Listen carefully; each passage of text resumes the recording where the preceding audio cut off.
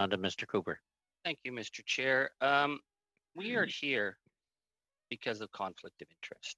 We have two unprecedented investigations into the Prime Minister, into the Finance Minister, into conflict of interest in their relations with you.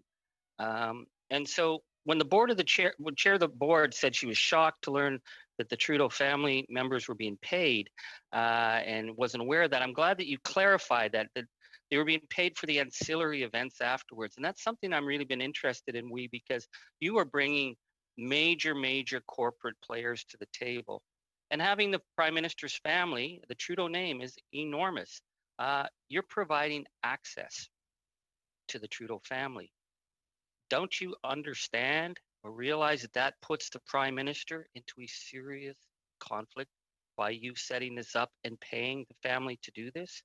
Because this is the first part of the question, we have you setting the Prime Minister up by your actions in a conflict, but then we understand after the mass layoffs in March that you pushed out a document to various ministers. That's you lobbying, and yet you're not registered to lobby, and you're very surprised and can't understand how this all, is going wrong for you. The reason we have the lobbying registry is so we can track how groups like yours interact with government. With you going under the radar, we don't have a clue, so we have to trust you. But I think the issue is that because of the issue of conflict, the issue that we have two investigations ongoing, possibly a third now with Mr. Morneau, the fact that you didn't bother to register to lobby, and yet you're promoting a project that's going to net hundreds of millions of dollars. I just don't see how guys then as sophisticated as you don't recognize the obligation to follow what every other charity in the country does, to register, to be tracked, so there's accountability. It's the lack of accountability that's really given us a hard time believing you. I'm happy to answer the three-part question. Number one, as to Margaret Trudeau and her speaking, she would come to multiple auxiliary events if the decision is made by Parliament that the mother of the Prime Minister should not be able to speak to events. We would happily fulfill that. She speaks to multiple charities. We did something many charities do, and frankly, to be very honest, sir, everything my mother tells me to do, I don't do. So I'm not sure if Margaret is going to influence the Prime Minister. Number one, sir. Number two, you were buying the name. Come on, sir, Mr. Angus. You took about 2 minutes to ask the question. I'm going to give them the time to answer. Number two, sir, as for lobbying, we've spoken at this extensively. We're happy to speak further, sir. That based on understanding, it is a calculation on time. That understanding is such that we have looked at that matter. We understand what you're describing. Before April, we have had minimal federal funding and minimal time involved in the procurement. So you've never reached out for funding before, Mr. Angus, Mr. Angus, please.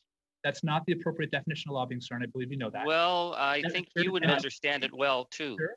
And then number three, with great respect, is for trust.